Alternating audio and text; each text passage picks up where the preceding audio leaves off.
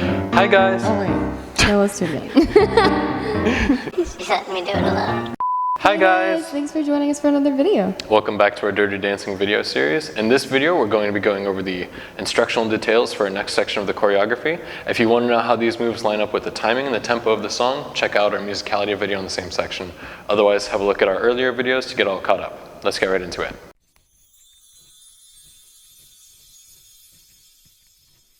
Welcome you to the show.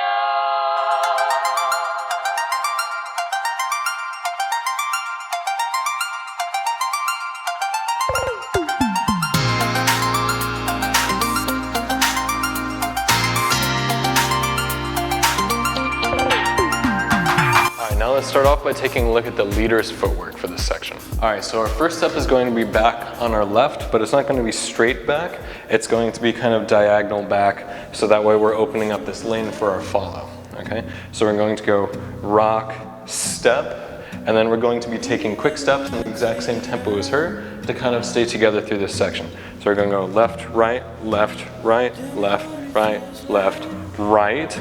So our weight is on our right foot as she turns under, and then we can rock back on our left into the rock step, right, and we're going to start walking around on our left, left, right, left, and then quick step on our right to switch our weight, right, and then rock step to the side on our left. Again, not straight back, but rock step directly to the side away from our follow. And then here we're going to bring our legs back together as we bring our partner in, and then we're going to step kind of diagonally back on our right, away, right, cross over with the left, and then switch over so your feet are back kind of together. And here where we can stay planted through this section as we lead our follow through these kind of shoulder swivels, and then we want to switch our weight to our left so that we're ready to step first on our right foot for the beginning of the next section. Now let's go over the follower steps. So we're going to step back with our right foot for a rock step, replace to your left, step down with your right, step over with the left, down with the right, over with the left, down with the right. So we're going to go under his arm here, we're going to step over with our left, replace our weight to the right, and then step down with our left foot. Here we're going to rock step on our right, replace to the left. Now we're going to do 4 steps, starting with our right foot. 1, 2, 3, 4. Rock step with the right, replace to your left. And here, you're going to bring just step down with your right foot. You're going to step over with your left, step down with your right, and that's it. Alright, now we're going to discuss the lead and follow for this section. Alright, so to start off this section, we're going to be taking another one of those rock steps. So I want to emphasize again that we want to have that nice pressure and that pull when we do this rock step to keep it nice and elastic to give that energy to the dance. So we're going to push and pull back in. So followers, we need to make sure that we have tension so that we can do that rock step. Exactly. And then right as we're bringing her back in from that rock step, we're going to go immediately into those swivels.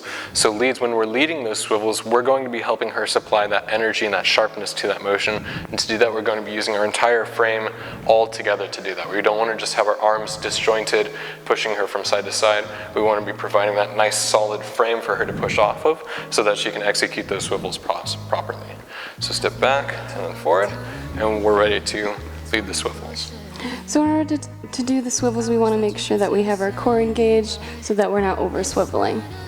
Exactly. So once again, we're going to rock step and swivel. And then as we get ready to turn her out, we're going to signal that by raising the arm and by providing that pressure on our shoulder with our right hand. And then stepping out once again, nice elastic rock step, and then we come back to a closed position as we begin to walk around each other. And then once again, providing that pressure for the next rock step as we step away from each other, and then bringing her back into that offset position. Once again, using our unified frame to make this move not only easy for the follower to understand what's coming, but help her execute it, and then bring her across our body as we switch places.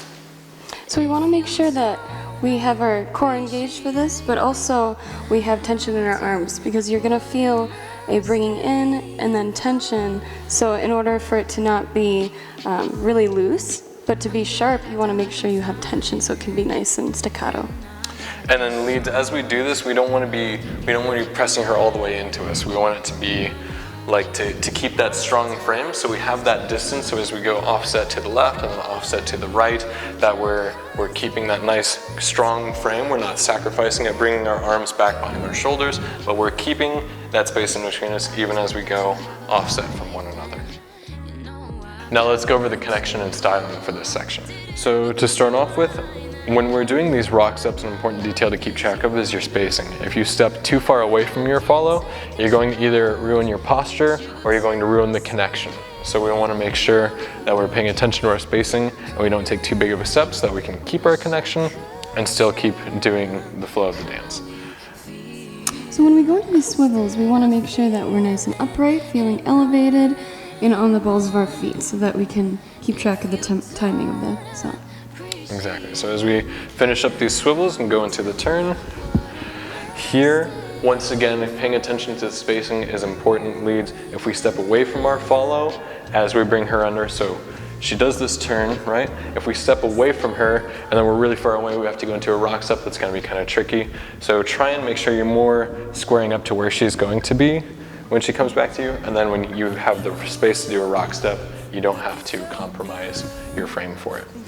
So when we go through that turn here, you got some styling options. You can bring your arm out, extend it, so that you can go into the rock step and back into the frame here. Exactly, same for the leads, but keep in mind this part's really quick. You don't have a whole lot of time, so prioritize definitely getting back to a nice closed position to continue the dance. Don't sacrifice that just to try and take a second of styling if you don't have time for it. Then we're going to start walking around each other. And then here we're going to take another rock step to get ready for that change of places. So we want to make sure that we're not closing our frame, but we're keeping that spacing here when we're walking around each other. Exactly. If we, leads especially, if we're overpowering our follow, we're going to run into her shoulder, and that's not going to look good, and it's not going to be very comfortable. So we come through here, and then we're going to do the change of places. As we come across, once again, we want to keep that nice strong frame so that we don't totally invade each other's space and we don't kind of ruin the style of the whole move. In addition, we're also, just based on the movie, both of them will turn their heads away from each other as they go through that pattern. So that's definitely an option that you can use. It's nice and it's flashy, but of course, leads and followers, you can make your own decisions as far as what kind of head movement kind of accentuates like what you're going for with your own styling when you do this dance.